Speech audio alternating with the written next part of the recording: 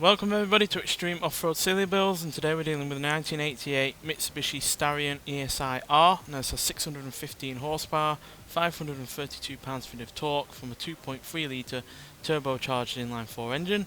The car now has off-road tyres, all-wheel drive and off-road suspension, and it now weighs 2,649 pounds, and it can now do 0-16 3.270 seconds, 0 to 106.013 seconds, and going to a top speed of 208 miles an hour.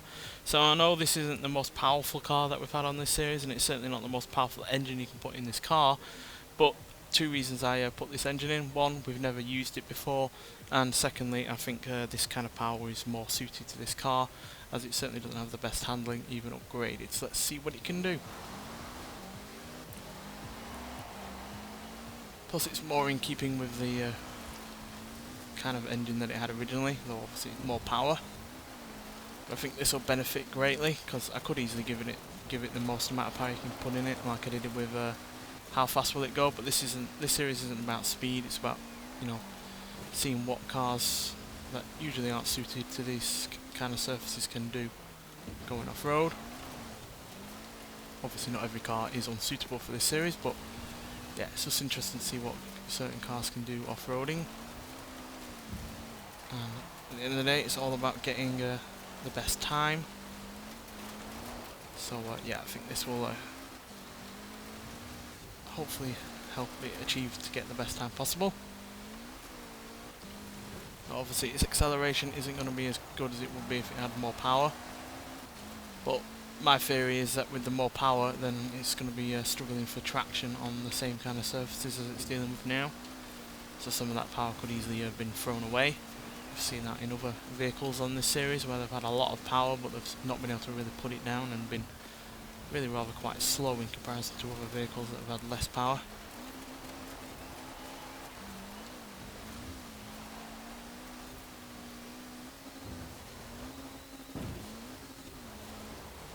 Plus less power obviously means a little bit more in the way of controllability.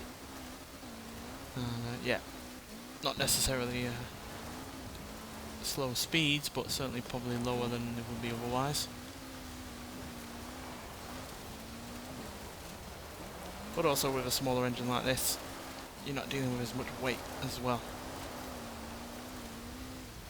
Weight is the big killer on this series.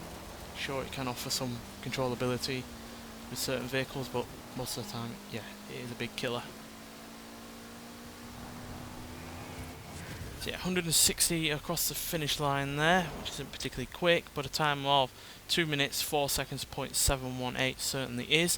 Not quite as quick as a Lotus Exige from the previous episode, but it is nonetheless quicker than, wait for it, we're nearly there, it's quicker than the Toyota Celica GT4 ST205, the Subaru WRX rally car, Land Rover Range Rover, Mercedes AMG E63S, Toyota T100 Baja truck, Honda Civic Type R, Quartz Regalia and the Ford Transit Supersport van, and it's slightly behind the Chevrolet Camaro ZL1 1LE, the Opel Kadett A, Mini Junkie for Works Countryman All 4, Porsche Panamera Turbo and the Porsche 911 Carrera 2 by Gun for Works. So yeah, fairly reasonable to be honest, especially again it's dealing with way less power than other vehicles. Obviously I could have put in the slightly more powerful, I think it's a Rally Turbo engine, which has about 668 horsepower. But yeah, 615 is, as far as I'm concerned, is just about right for this vehicle, especially in terms of keeping the weight down, and yeah, also providing a reasonable amount of power without being too uncontrollable. And yeah, really good time, really impressed by it, especially considering it's one of my favourite cars on this game, especially ones that have been put in via the Forza Festival playlist. So yeah, nonetheless, thanks for watching, and I'll see you in the next one. Bye.